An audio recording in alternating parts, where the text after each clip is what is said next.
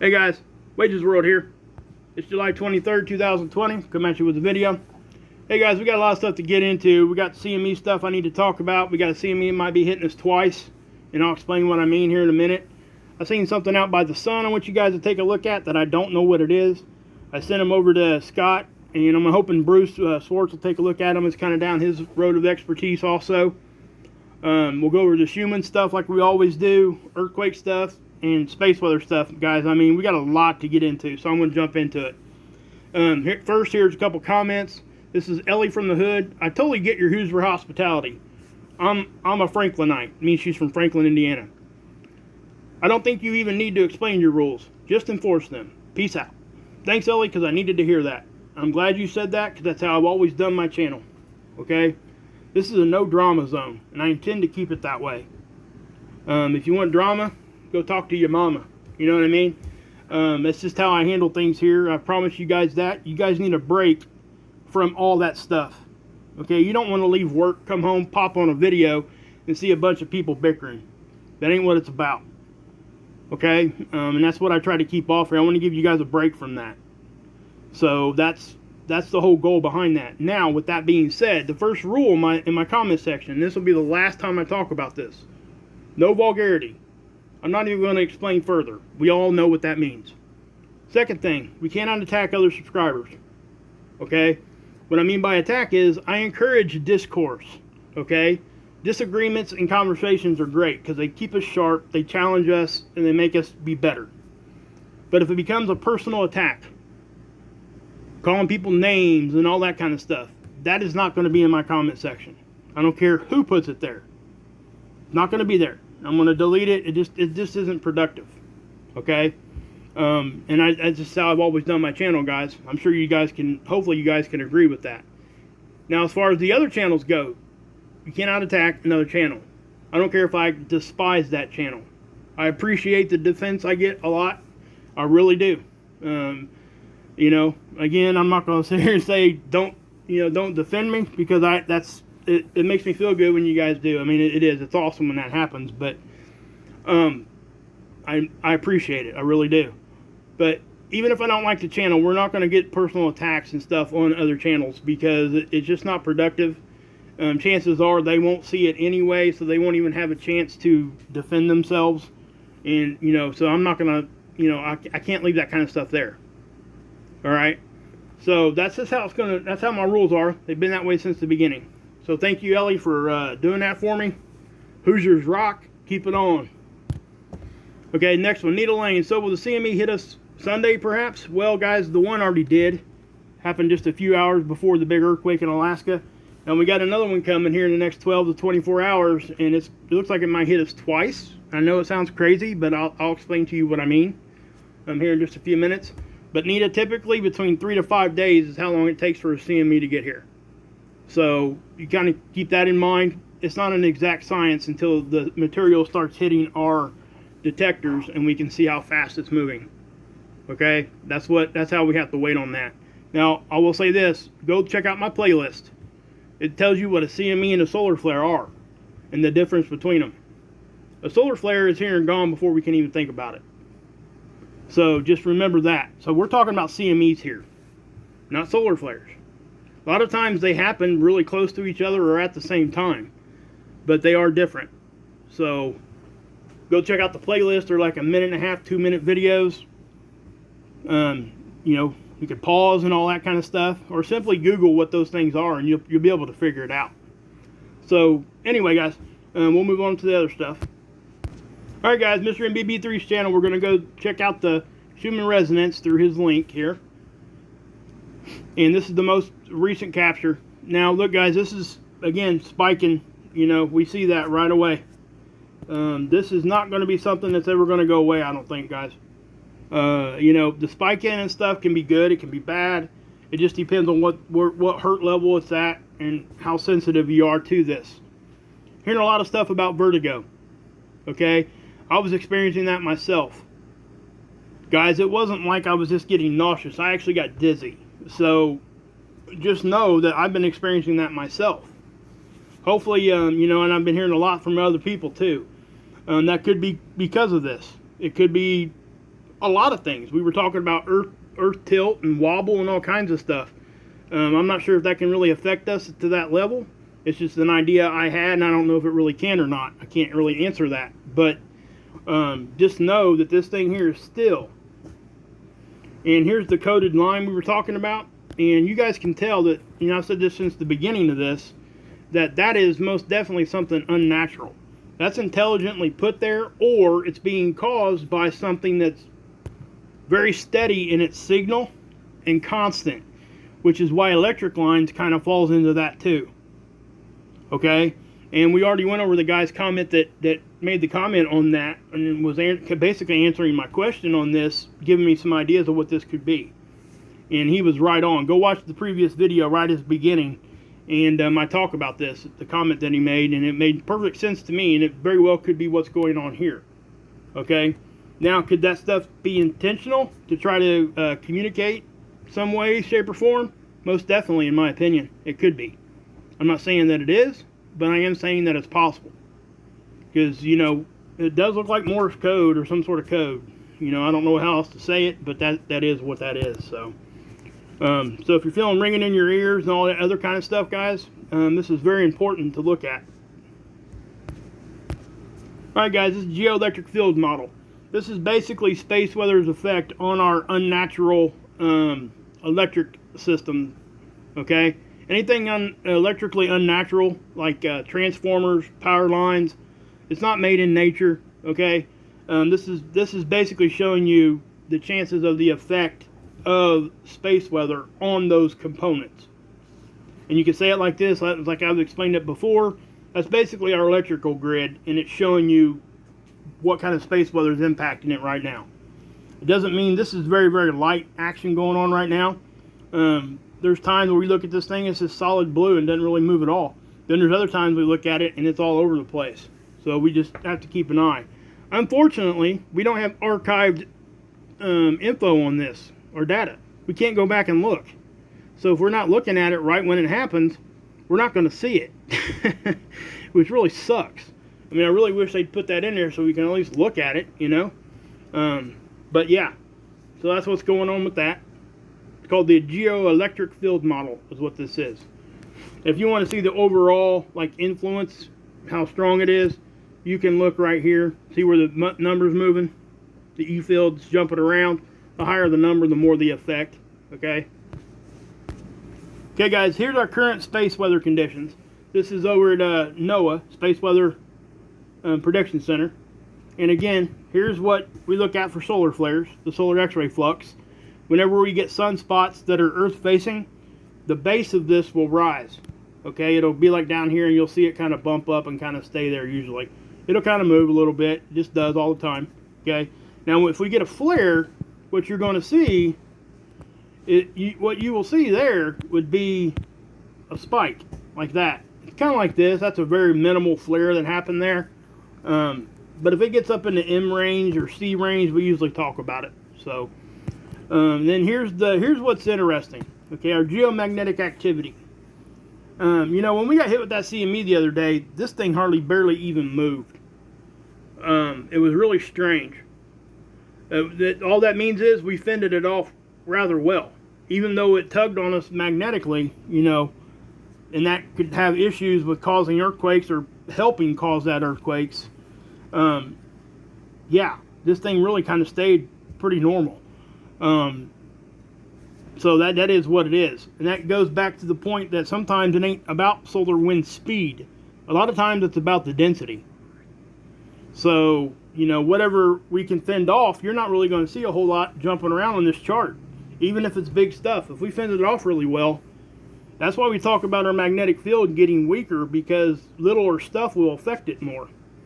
Now, if we get into storm level, which is up in here, right, G1 on up, you know, that's when we take a look at this, because it can really, we'll start seeing auroras increase and all that, earthquake risks. And let me say this, guys, my last video I put out, right on the thumbnail, I put on there earthquake watch. And then it wasn't 4 or 5 hours later, the big one happened off in Alaska. Now, me and Scott have been talking about that for a couple days, you know, in private, in the background. Not really private, just been talking about that in conversation. And, you know, he said, hey, man, listen. He said, in the next few days, we might want to keep an eye on this. And we actually talked about this a couple weeks ago, how stuff was going to kind of pick up, and it is. And so I started seeing stuff myself, and that's why I put on there, hey, you know, earthquake watch. And sure enough, also, why I got you here on this one, that's a sunspot. Okay? That's earth facing. That's a true sunspot. That is an official sunspot, so that will, you know, bump up that X-ray flux a little bit. It'll help ham radio operators or emergency people use that stuff for communications and stuff. So, yeah. Yeah, Scott's dropping a video there. Anyway, ignore that or go watch it, whatever you want to do. Okay, here is the Enlil model. Now, what you're seeing, guys, I'm just going to go ahead and just run the time lapse on it. What this model does is it shows us the effects of solar wind, okay? And what you're seeing is the green line is the conditions at Earth. And right here is where we're at in time, okay? It shows us 2 days behind us, and it tries to go 5 days in advance. Don't trust this thing out past about here. That's just my opinion, because it always changes. So what you're seeing here is you're seeing an increase in density. Okay? And then you can see the speed pick up here too. So that's basically when they're expecting that CME to get here. Alright? That's what it's basically this is showing you. Earth is the green ball there. Okay? And again, the one on the left view, the left spiral there is looking down. The one here we're looking at right in the middle is a side view. That's the sun and Earth right there. Now you see that thing coming off there, right? And so if we want to look at the density, it's up here.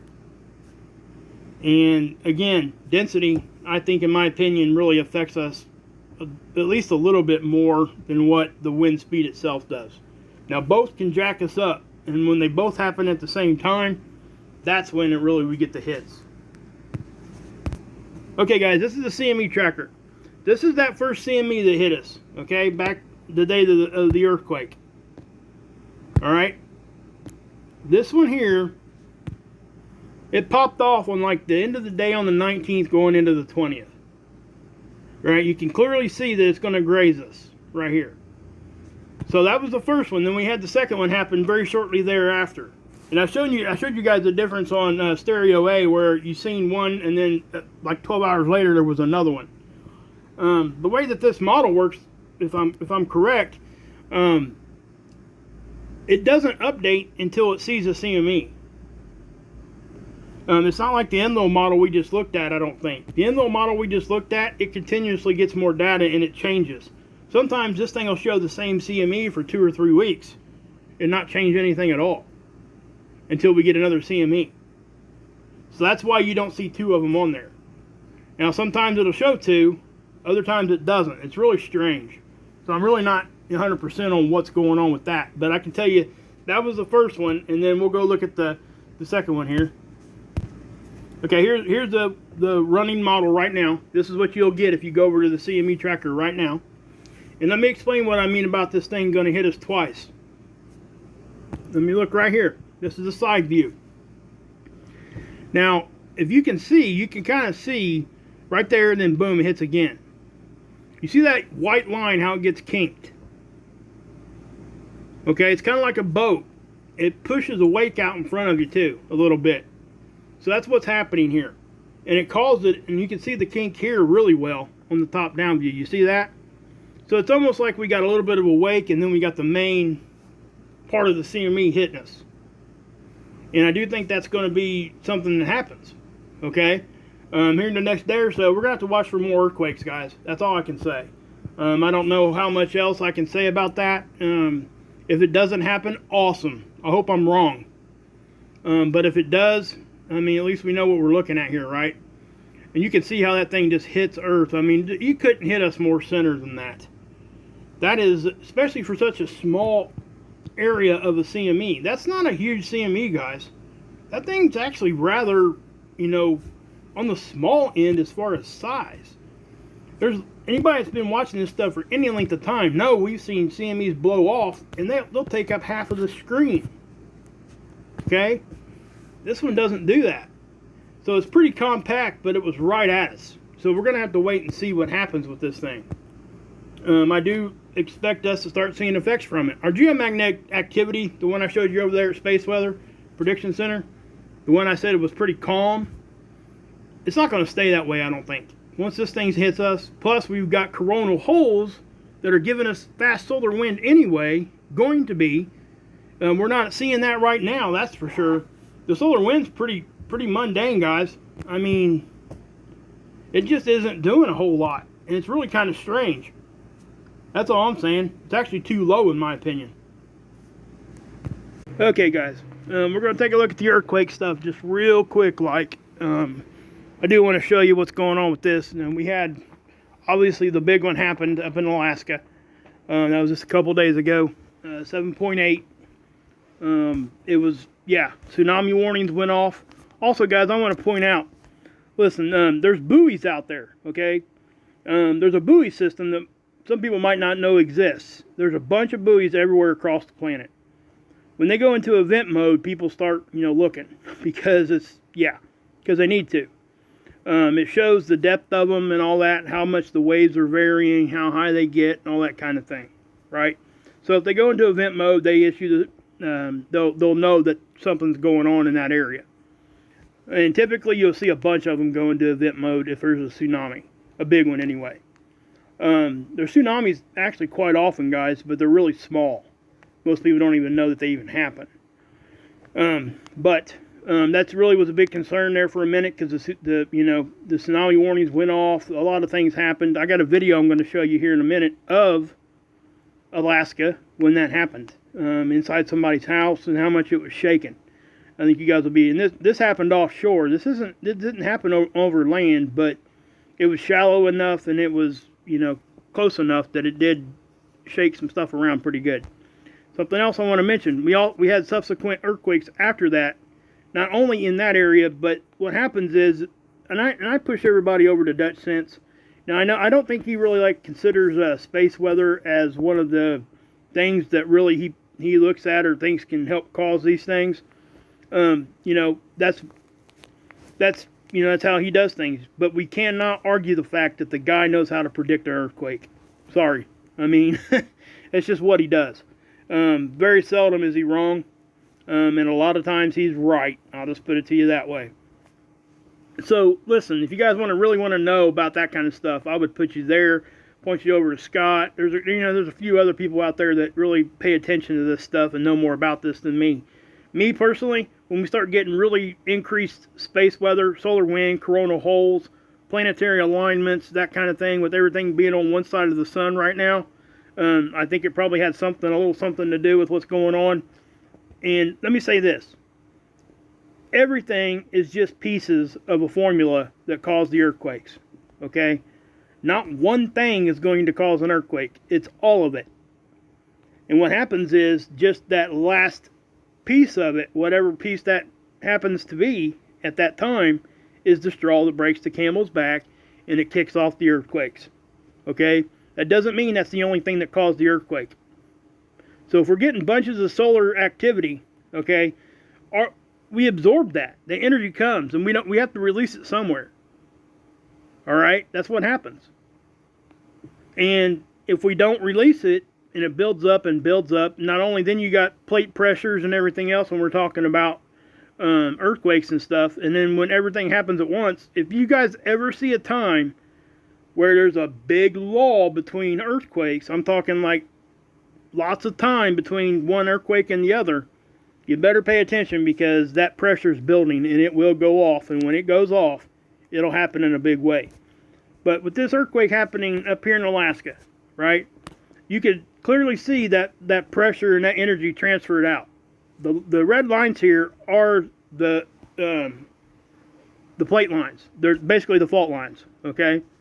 So what you're seeing is all these other earthquakes globally on those lines. That's typically where we see them. Now, when we see them come off of that line, that's really where you'd be like, man, that was kind of a strange place to have one. But we have to keep in mind, and a lot of people already know what the Cascadia subduction zone is. That's up here off the coast of Washington and Canada and Oregon. Okay, when that thing slips, and it will, okay, the whole West Coast will be redefined. The saying of beachfront property in Arizona will become reality. All right, unfortunately, that's just the way that it's going to be. I don't usually talk in definitives like this, but that is, again, another case of not a matter of if, it's a matter of when. So you have to pay attention over there.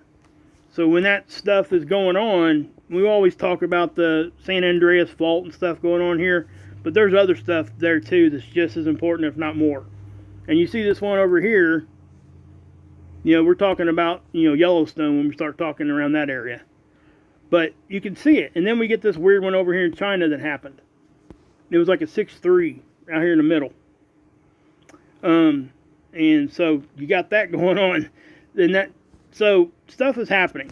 Okay, we just got to pay attention. And so we'll pay attention more to the solar weather and everything as all this stuff is going on. But I wanted to touch on that just to show you guys that, hey, and right before the one that happened in Alaska, we started getting hit with solar from that CME just hours before. So I'm not saying that that's what caused it. I'm saying it was part of what caused it. That's what I'm saying. And I do think we need to pay attention as this next one comes, because obviously stuff is already on the move. Okay, guys, I'm not sure if you guys remember this one or not. This is something I did a video on. I put it in my video back in the early part of June. This was on the 1st, 2020. I don't know why that says 21 or whatever that is. I screwed that up. Anyway, but this is what I was talking about. Okay? I already went over this part. So you're seeing basically what looks to be like a sphere with, I don't know. You know, it just looks like that. And I can never figure out what this is. I'm still not sure. It just doesn't, it doesn't look like it should be there. That's all I'm saying. It does, and it's very spherical. Plus it has those things popping off the sides there, top and bottom. And I was showing you other stuff even before this on the other satellites that were the same thing. And it looked like it had moved a little bit and everything else. But now let me show you what I got now. Okay, this is just yesterday or the day before. And, you know, this is over at Seeds. This is from LASCO C2. And it's our view of the sun. I just showed you some of the stuff before on this. And what I'm looking at is this. Now, you know, guys, we see that stuff all the time on here. Little streaks of light. They're probably charged particles most of the time.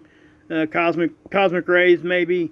You know, sometimes it could be little meteors or even decent-sized meteors that are a decent way away from the satellite here. But this one kind of caught my eye, so I stopped and I was looking at it. And I started zooming in. And I'm not sure if you guys can see that yet or not. Let me zoom out a little bit. But you can see how this thing went through the plasma. And what I'm talking about, and I'll show you, I put some different filters, just different colors. I didn't add or take away anything. I just changed the color on it, brightness, so we could see this. If we look real close, you know, you're seeing this big old streak, right? But if we could zoom in a little bit, you can see how it's actually behind that, and then what the heck are these three things? Let me zoom out a little bit because you can kind of see it better that way. Look right in there. And it's going right around that. I mean, those three things, whatever those things are, look to be like circling that thing. And I'm not trying to claim anything here. I just simply don't know what this is. And you can also see here how this thing went through that part of the plasma too. Okay? You can see this thing is going through stuff. That's something physically is moving there. Because that stuff's in front of it. And you can see how it is in front of it, especially like right in here. Okay, how it gets lighter and darker, like it's going through thicker and not so thick at the same time. So, I was wondering, what the heck is that? So, you know, obviously I start putting filters on it and looking at it in different colors, and it starts drawing stuff out. Look at this. I mean, I simply just do not know what to make of this. I mean, that there has really got my mind rocked. I don't know what's going on with this. I really don't even want to speculate, because, you know, the speculation goes straight to all that UFO stuff, right? And, you know, that is something I don't know about. You know, I know some, we catch stuff, and I do think that some, you know, something's going on somewhere. But look at that. Let's just keep looking here. I start putting different colors on it, because see, look guys, we're not changing this at all. All we're doing is changing the color. I just want to show you guys that. That's all simply I did. I just changed the color on that. That's it. Didn't add or take away or nothing. It just helps bring out stuff.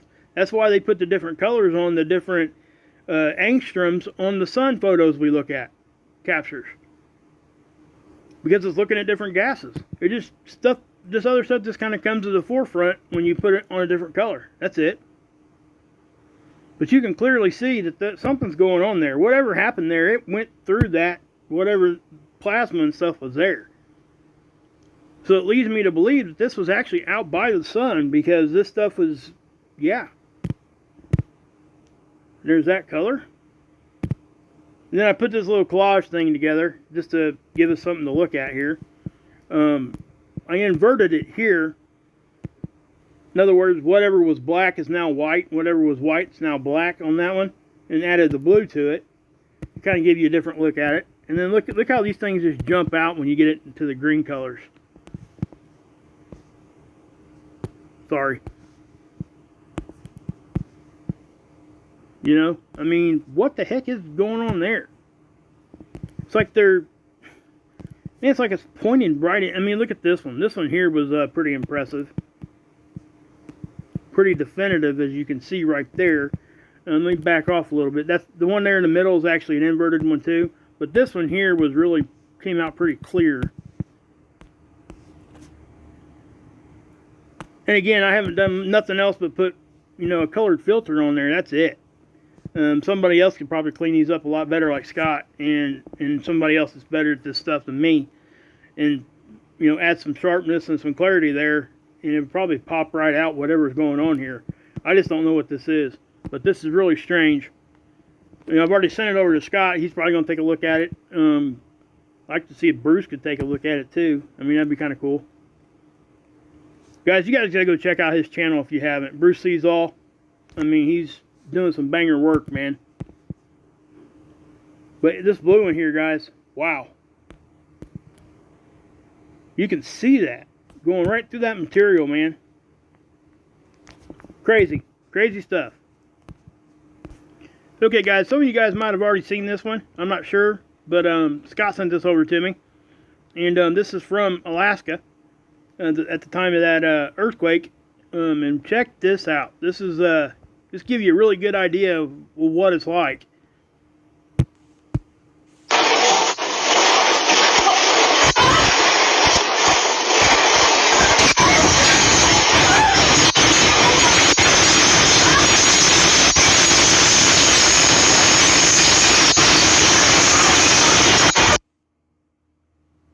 What do you guys think about that? Ain't that crazy? Wow. The dog wasn't having no part of it either. I'm telling you what, man, guys. Pay attention to your animals. I'm telling you, they will. That's the best warning system we got. 100%. And that's a true mama right there. She grabbed that baby and was gone. Look at the plates and stuff falling. I mean, it's just amazing what can happen here. How powerful. We just, you know, those of us, most of us don't really know what a powerful earthquake feels like. You know, just like a lot of people don't know what it's like to live around tornadoes. I do. You know, we all do. Anybody lives in the Midwest, but you talk to somebody that across the planet, they don't really understand that because they don't have that kind of stuff. I mean, they got tornadoes, but just not like what we see here. And, you know, here in the Midwest, we don't see the earthquakes like they see out west and in other places of the world. So, I mean, just look at that. Yeah, stupid idiots driving down the street like that. Wow. Anyway, so yeah, guys, I mean, you see the camera fall over. I'm not sure if it's one of those, one of those babysitter eyes that people put in their houses so it videotapes what's going on while the babysitter's there and the parents are at work. which I think is an awesome idea, because there's been some just despicable people get busted on that, smacking kids and stuff. Wow. Man, that stuff wouldn't even make it to the police if it was me.